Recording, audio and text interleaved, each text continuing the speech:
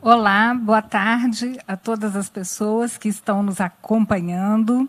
Eu sou Giana Sagazio, diretora de inovação da CNI, e vou moderar esse painel que tem como tema a criação de uma nova era de prosperidade inclusiva, o imperativo da inovação e sustentabilidade, onde contamos com a participação muito especial da Deborah Winsor-Smith. Deborah é presidente e CEO do Conselho de Competitividade dos Estados Unidos, que é uma coalizão de presidentes, CEOs, reitores de universidades, diretores de laboratórios nacionais dos Estados Unidos, e ela sempre muito empenhada em desenvolver iniciativas que impulsionem o crescimento da produtividade, da inovação, a prosperidade e o sucesso das empresas norte-americanas. Ela possui mais de 20 anos de experiência como funcionária do governo norte-americano, primeira secretária de Política de Tecnologia do Departamento de Comércio na administração de George Bush e diretora do Gabinete de Política e Ciência e Tecnologia da Casa Branca para Assuntos Internacionais na administração Reagan. Ela serviu no Conselho de Supervisão da Receita Federal nas administrações dos presidentes George Bush e Barack Obama. Deborah Winsor-Smith também é presidente e fundadora da Federação Global de Conselhos de Competitividade. Ela atuou no Conselho Nacional do Smithsonian, no Comitê de Política Econômica Internacional do Secretário de Estado, na Fundação da Academia Naval dos Estados Unidos e no Conselho de Diretores do Laboratório Nacional de Argonne. Bem, mais que tudo, Deborah é uma grande amiga do Brasil e há mais de 10 anos ela tem desenvolvido iniciativas de cooperação conosco. Fizemos o lançamento da plataforma de inovação Brasil-Estados Unidos, que inclui o BNDES, a BDI e várias outras instituições do Brasil. E, há mais de 6 anos, temos uma cooperação muito forte da CNI, da MEI, com o Conselho de Competitividade, que a Deborah é a presidente, e também com o Global Federation of Competitiveness Council. Então, ela é uma pessoa muito especial e a gente está muito feliz em contar com a presença dela aqui hoje. Deborah. Thank you. Boa tarde. Obrigada, boa tarde. É uma honra estar aqui com vocês hoje, na conclusão do Fórum Amazônia 21, que é imperativo para a prosperidade e desenvolvimento da Amazônia. Eu estou muito orgulhosa de participar neste fórum sob liderança da CNI e seu diretor de inovação, senhora Diana. E eu gostaria de retornar o favor para você. Ela é realmente uma inovadora e construiu a carreira dela e trouxe novas coalizões para abordar a questão da inovação no Brasil, estabelecendo a liderança através de mobilização das empresas e das indústrias. Então, eu tenho muito prazer de tê-la na nossa parceria bilateral. Eu sinto muito de não estar com vocês em pessoa e espero que no ano que vem eu esteja. Eu sou uma arqueologista de formação e tenho muita apreciação da história da Amazônia e suas culturas. Os indígenas da Amazônia são contém uma das histórias mais diversas e ricas da história. Eu já tive a oportunidade de visitar a Amazônia em 2007 e vi o começo dessa região vasta quando eu conheci a Amazônia. Os exploradores antigos pensaram que a floresta da Amazônia era vazia e nós sabemos hoje que isso era um mito, baseado em descobertas arqueológicas com novas tecnologias, tais como imagens de satélite e drones. Nós descobrimos como a biodiversidade humana é grande, cheia de pessoas compartilhando rituais e vidas em grandes redes e em grandes e complexas cidades. As pessoas, os indígenas nas cidades amazônicas sempre foram muito inovadores e sempre colocaram a sustentabilidade no centro de suas atenções. A cultura, e nós sabemos disso tudo, a Amazônia é o centro da atenção do mundo. Várias pessoas falam tantas línguas e algumas são faladas por somente algumas pessoas. Temos muitos desafios na nossa frente e temos uma responsabilidade global de preservar a Amazônia como um dos nossos maiores tesouros. Eu gostaria de fazer uma pausa aqui e que reconheçamos e honremos os povos indígenas das Américas, da Terra do Fogo até o Círculo do Ártico. Diana mencionou a parceria do Brasil e as parcerias com a NBC, a ABDI, o Banco de Desenvolvimento do Brasil. E juntos nós já fizemos 4 cúpulas de inovação e também colaboração multilateral e laboratórios de aprendizagem. Em 2010, uma delegação da Amazônia, organizada pela liderança da Superintendência da Zona Franca de Manaus, eles foram para a Universidade de Georgetown e trouxeram a inovação como um imperativo para a sustentabilidade na região. O progresso que nós fizemos nas nossas parcerias com o Brasil realmente nos lembram do futuro das Américas. Somos 2 terras enormes, cheias de gente, com energia, culturas muito complicadas e diversas, e temos a obrigação de fazer a estrada para os próximos anos do século XXI, agora que nós entramos na 3ª década do milênio. Essa parceria nos levou... os Estados Unidos têm parceiros no Brasil e isso nos levou aos esforços para competitividade global no mundo todo. E nós juntamos forças para ser os 2 co-criadores dos Conselhos de Competitividade. Em 2010, os Estados Unidos e Brasil, junto com os fundadores do Egito, Arábia Saudita, Coreia e outras nações, fizeram a confederação desses Conselhos de Competitividade e tivemos uma cúpula no Rio Grande do Sul.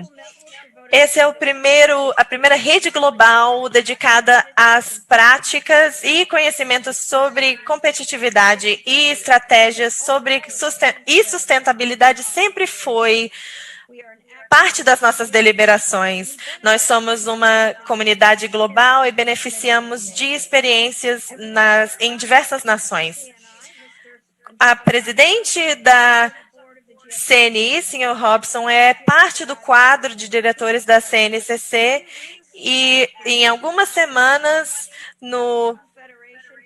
na Cúpula Global de Inovação na Austrália, ele vai nos dar a graça da sua presença.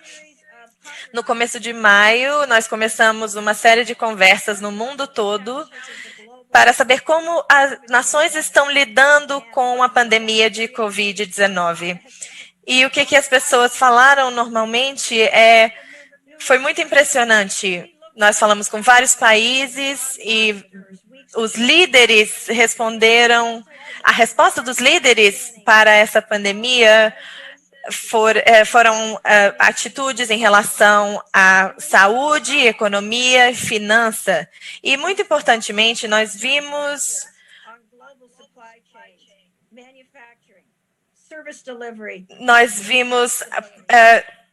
esforços para estabilidade social. E eu sei que nós precisamos de um reconhecimento que toda nação precisa de soberania para as cadeias de suprimentos. Precisamos de eficiência e precisamos reconhecer a performance e a resiliência nas cadeias globais de suprimento. Precisamos da inovação que vem dessa mudança para a colaboração que nós estamos fazendo nesse fórum. Nós tivemos muitas conversas boas ontem, porque os líderes de manufatura no mundo todo, incluindo um líder sênior da Embraer e outros, falaram sobre a manufatura digital, inteligente. Nós estivemos falando muito sobre isso e somos pioneiros nisso. E agora está acelerado, em um processo acelerado, porque a resposta é necessária por causa da pandemia. E como eu disse na minha introdução, enquanto muitos acreditam que, mais do que nunca, a manufatura não é feia e perigosa. A manufatura deve ser inteligente, sustentável, segura. Com a pandemia global, isso é claramente um momento de reinvenção e mudança. A destruição criativa e recriação que estão acontecendo rapidamente diante dos nossos olhos nos fazem nos perguntar como usar essa transformação de forma positiva para as próximas gerações de talento e para a sociedade. Nós chegamos agora num ponto em que podemos alavancar a pandemia para desenvolver novas formas de produção que sejam mais sustentáveis, eficientes e resilientes, e para podermos ter mais desenvolvimento inclusivo, para que consigamos lidar com a pobreza e desigualdade, incluindo os Estados Unidos e outros lugares do mundo. Nós vamos ver na vida real, a pandemia pode gerar uma nova tendência. Eu posso falar que nos Estados Unidos nós não pensávamos nessas migrações para fora de São Francisco, fora de Nova York, de Chicago, de Atlanta, para outras partes do país, por causa da habilidade do teletrabalho, e é imperativo estarmos seguros agora. Então, quando falávamos alguns anos atrás sobre cidades seguras, agora nós precisamos falar de subúrbios seguros. Então, como que a pandemia vai mudar ou equilibrar a urbanização com as nações que têm ambientes de crescimento? Nós não sabemos quais são os resultados disso nos próximos anos. E posso dizer, sem dúvida, que a pandemia é uma oportunidade global para acelerar o desenvolvimento sustentável, porque fecha a lacuna econômica que existia. E, em muitos casos, isso trazia muita tragédia, doença e morte. E também fazer a ponte com as lacunas digitais é necessário também. Nós vemos as lacunas na educação remota, as famílias precisam ter acesso aos computadores e Wi-Fi e banda larga para que possam fazer seus deveres de casa. E em muitas áreas rurais, ninguém tem acesso à conectividade, banda larga e equipamento. Então, novamente, vou usar um exemplo dos Estados Unidos e também outras partes do mundo. Nós já falamos muito sobre a neutralidade da internet e acreditamos que a neutralidade da internet é um conceito obsoleto e o que precisa ser feito agora é a igualdade da internet. Vai ser um direito de todos para ter acesso total para aprendizagem e a vida no mundo no pós-Covid. Também sabemos que há uma chance de aceleração de desenvolvimentos verdes e mais limpos. Muitos locais no mundo têm são candidatos ideais para a energia eólica e solar. A forma como usamos as energias são essenciais para o mundo do futuro.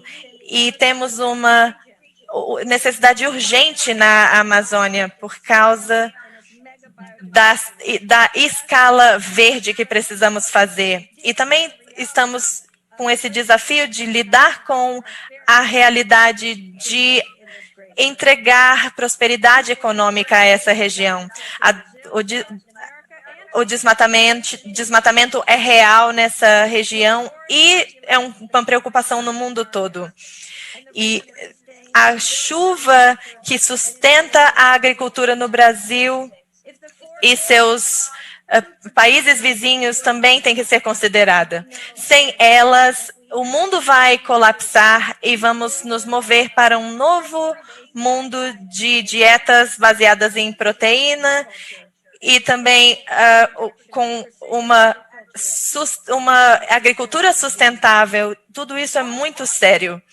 Também a destruição das nossas florestas e habitats natural de vida selvagem, para que evitemos novas pandemias que não podemos nem imaginar hoje. 70% das doenças que surgiram recentemente, como ebola e zika, e também pandemias como zoonoses causadas por micróbios ou micro-organismos. Nós estimamos cerca de 7 milhões de vírus não descobertos até hoje e 800 mil patógenos poderiam infectar a humanidade. Com tantos potenciais de infecção nos mamíferos, poderíamos afetar os primatas e outros animais. Então, o desmatamento, junto com a corrupção, destrói a vida da floresta e isso pode impactar a vida das pessoas, aumentando a capacidade de transmissão de doenças. Nós tivemos a oportunidade, alguns anos atrás, de participar na cúpula da Malásia e aprendemos como o cultivo do óleo de palma destrói o habitat de Bornéu e arrisca a existência dos orangotangos lá. E no Brasil, através da Natura, nós permitimos o florestamento sustentável e que permite o reflorestamento. E isso aconteceu através do aprendizado que nós passamos, através dos nossos conselhos. Por milhares de anos, as pessoas tiveram um relacionamento muito complexo com o cenário amazonense.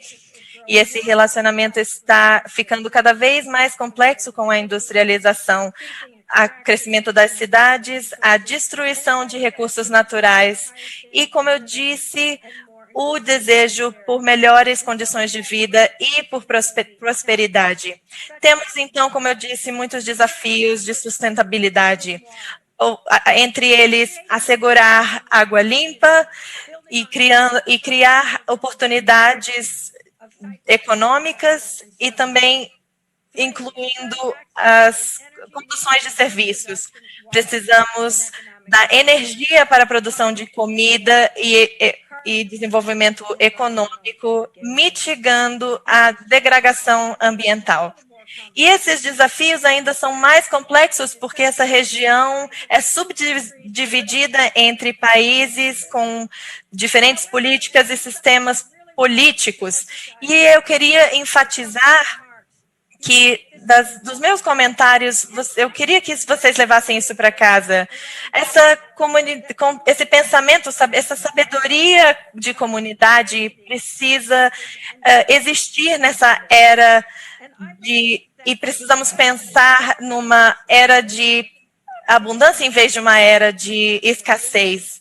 Então, liberar a inovação e incentivar a inovação não combina com escassez, porque o modelo de escassez iria usar energia como uma alavanca na geopolítica e iria levar a posse de recursos para o centro da discussão. Há tantos materiais que são críticos e o monopólio que a China tem na condução desses materiais.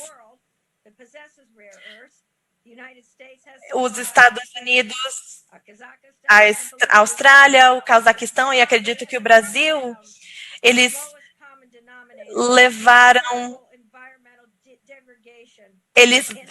passaram por muita degradação que afetaram as cadeias de suprimento. Um modelo de escassez também iria aumentar os preços dos consumidores muito mais do que deveria e impediriam a produção econômica. E isso teria, claro, muitos resultados infelizes. Então, com todos esses desafios econômicos e de desenvolvimento, criaram o momento perfeito para a inovação.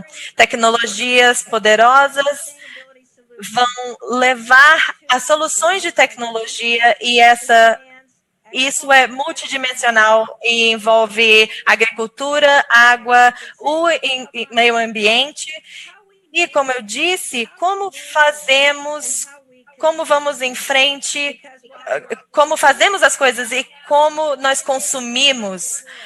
Nós agora estamos nos comunicando no mundo virtual, mas nós vivemos no mundo físico.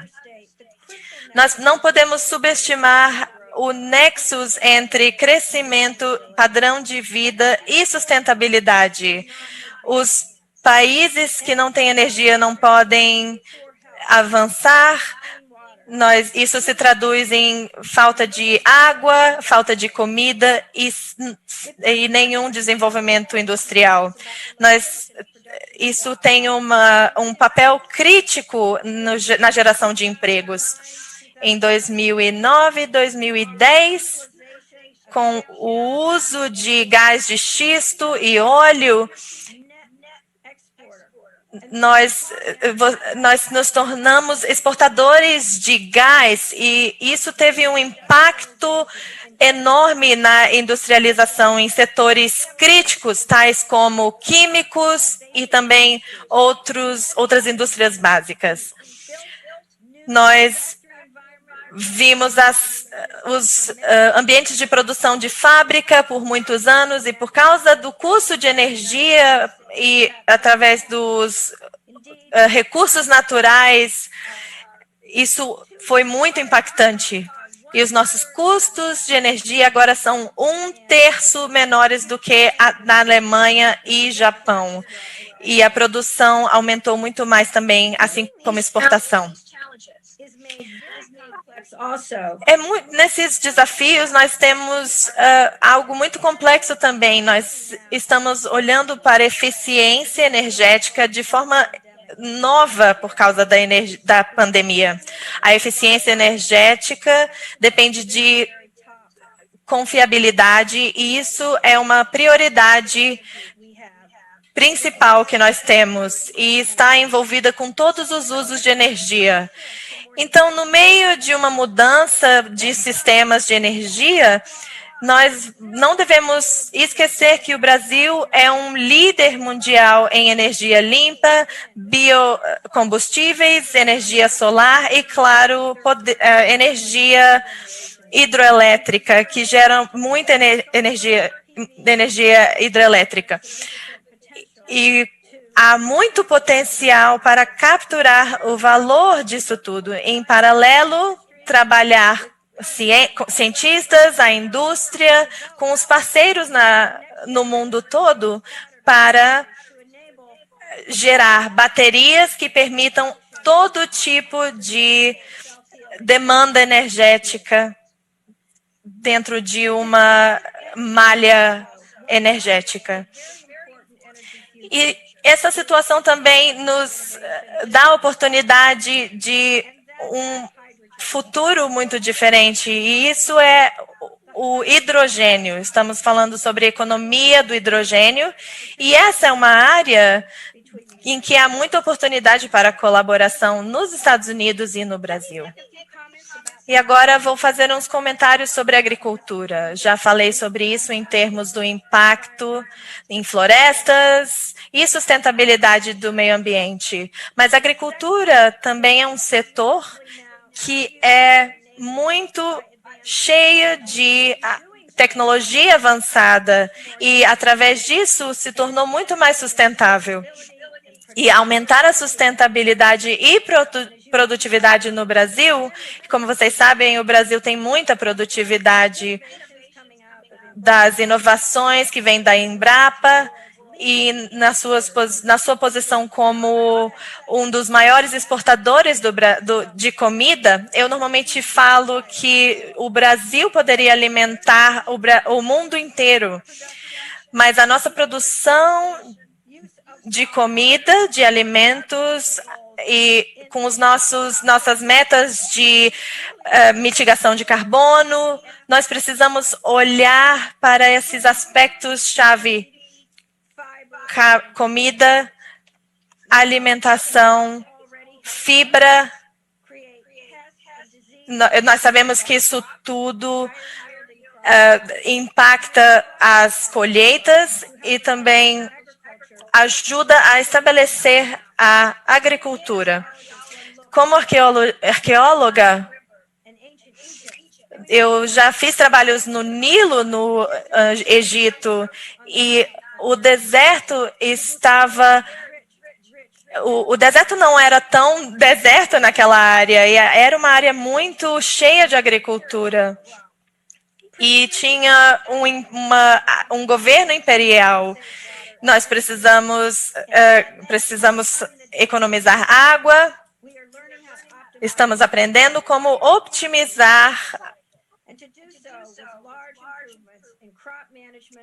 Precisamos fazer gerenciamento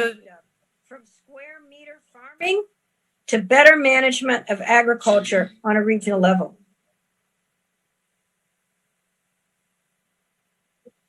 Oh, okay. Thank you. I'll continue. In production. Na produção, bom, os produtores podem adotar, como eu já falei sobre isso mais cedo, essa revolução de fabricação inteligente e utilizar essas tecnologias para maior eficiência energética e menos formas materiais. E a manufatura aditiva, a impressora 3D, portanto, é parte desse processo. Então, temos aí esse resultado, é a fronteira. E a biomanufatura é muito no coração dessas inovações, dessas revoluções Então, o Instituto de Mackenzie sugeriu que cerca de 60% dos insumos à economia global podem e devem ser produzidos de forma biológica. um terço material biológico e 2/3 utilizando processos biológicos. O design ecoativo, bom, eles usam a estrutura de fungos como uma forma para construir materiais biodegradáveis, estruturas têxteis, roupas, sapatos e outras alternativas a couro. Nós sabemos, claro, que os biocombustíveis, a indústria de biocombustíveis do Brasil tem sido muito inovadora e conseguindo elevar o nível aí no uso da cana-de-açúcar em todo o seu ciclo de vida, não somente na sua produção do etanol. A indústria de cimento é intensiva em recursos e um emissor de CO2. E devemos produzir um material de construção alternativo. Uma empresa chamada Biomason, ele coloca areia no molde, depois adiciona micro-organismos e nutrientes, e água rica em nutrientes, na verdade. As bactérias criam carbonato de cálcio, cristais de carbonato de cálcio, que fazem com que os grãos de areia se juntam e criem tijolos de 3 a 5 dias. E isso é muito empolgante. No lado de consumo, os modelos de economia circular têm componentes para mantê-los circulando na economia, reduzindo a substituição e aumentando o valor e longevidade do trabalho e materiais que consumimos.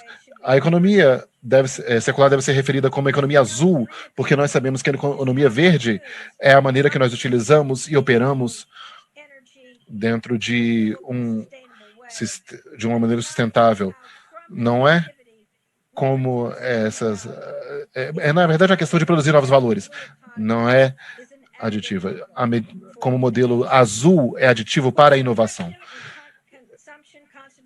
Com as produções e a construção sendo trazidas especialmente nas cidades, criamos de forma sistêmica formas de melhora na sustentabilidade. E eu vou mencionar alguma delas no ambiente urbano.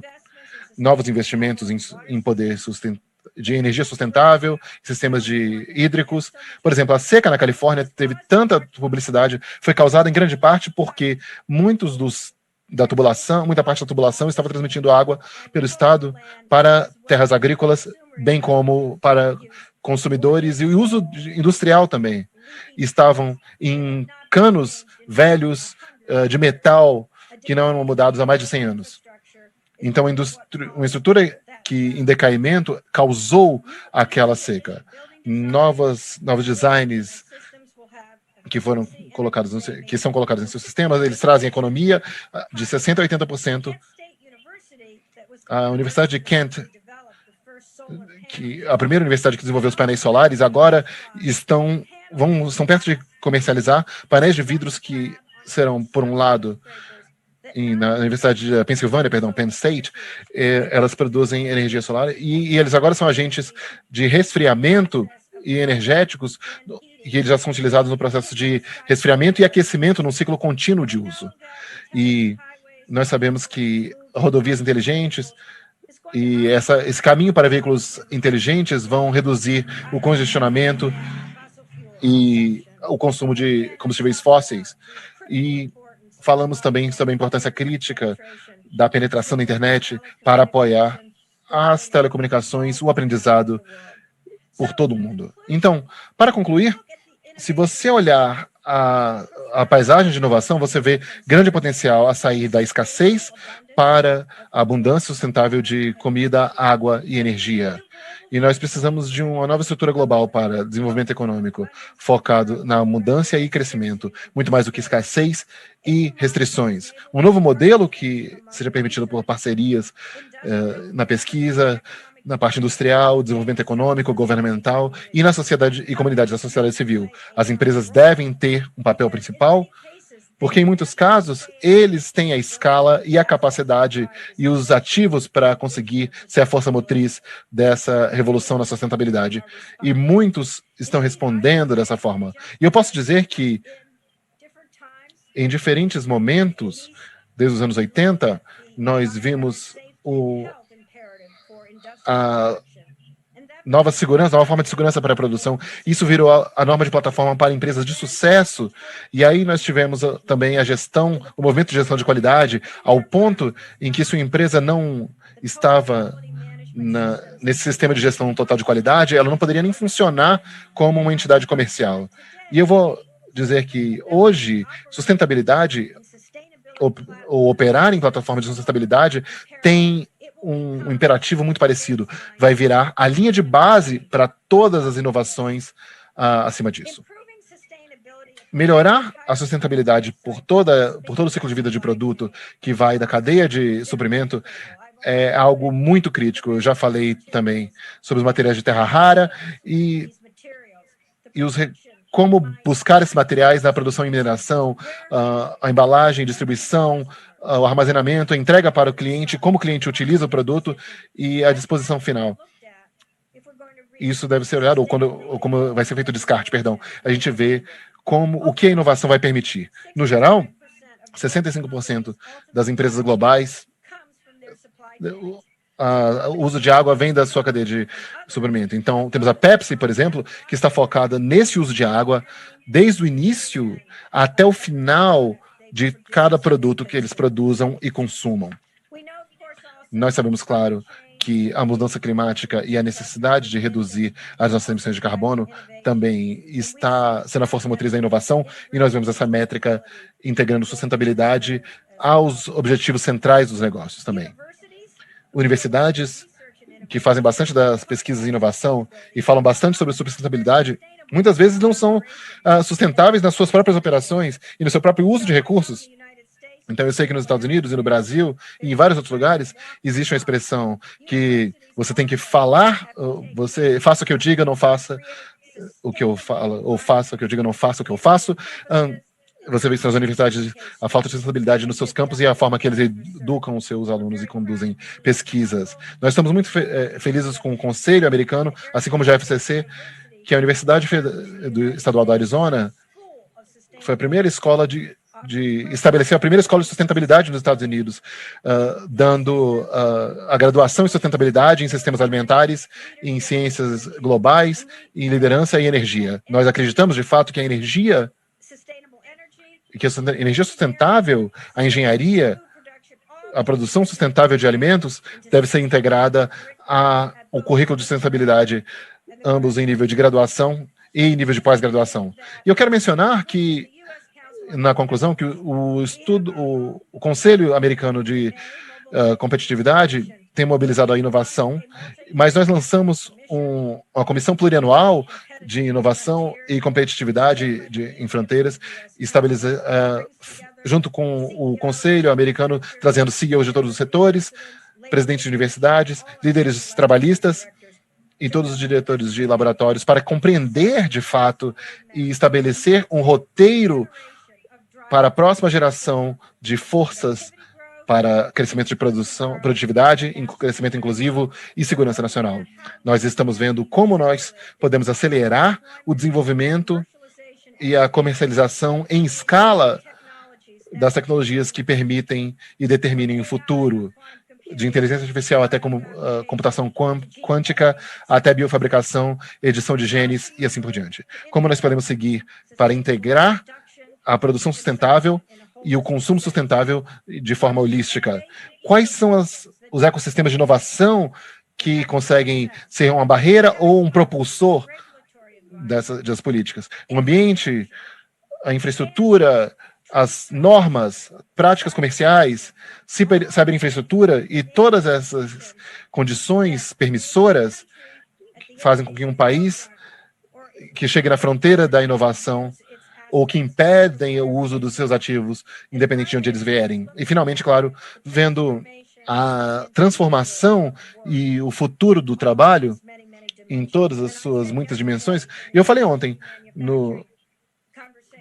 na conversa sobre manufatura da GNCC, falei que o Brasil devia estar muito orgulhoso dos seus programas do SEBRAE e do SENAI, que são líderes no treinamento de força de trabalho, muito à frente de outros países pelo resto do mundo. Nós vamos lançar isso em dezembro, o nosso primeiro relatório chamado Competindo na Próxima Economia, e estamos muito ansiosos em colaborar com o Brasil à medida que andarmos à frente nesse trabalho. Eu quero dizer que o GFCC, a cúpula de GFCC, no dia 17 e 18 de novembro, que a Giana vai falar lá, é algo que queremos que todos vocês estejam e participem remotamente. Eu sei que nossos colegas na CNI já têm muita informação sobre isso. E os colegas australianos escolheram um tópico um ano atrás, antes da pandemia do Covid, e nós vamos abordar cruzando o caminho da inovação em saúde pública para a próxima economia. Como arqueóloga, eu vou concluir dizendo que inovação e sustentabilidade não são novos imperativos. Eles são o centro da história humana. Então, essa história de inovação e sustentabilidade, sim, tem um começo. Quando os seres humanos primeiro começaram e se juntaram e começaram a viver em comunidades, em agricultura, e depois foram para ambientes complexos, urbanos, mas nunca terá um fim. Então, hoje, nós estamos vendo uma história de volta para o futuro. É que todas as grandes sociedades, todas as grandes civilizações e todas as comunidades que duram têm inovação e sustentabilidade no centro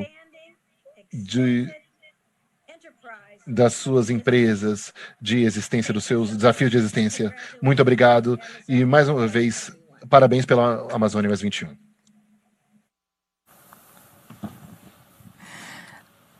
Débora, você sempre tão brilhante, nos proporcionou aqui uma palestra que levantou os desafios da humanidade, né? Perpassou aí todas as tecnologias que estão fazendo a humanidade avançar e como devemos, de fato, centralizar a inovação e a sustentabilidade nas nossas políticas públicas e corporativas.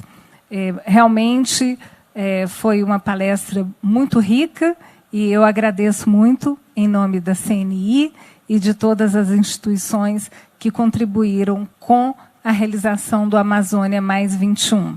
Estamos muito animados com o evento agora nos dias 17 e 18, né, do GFCC, e vamos levar também uma mensagem muito positiva.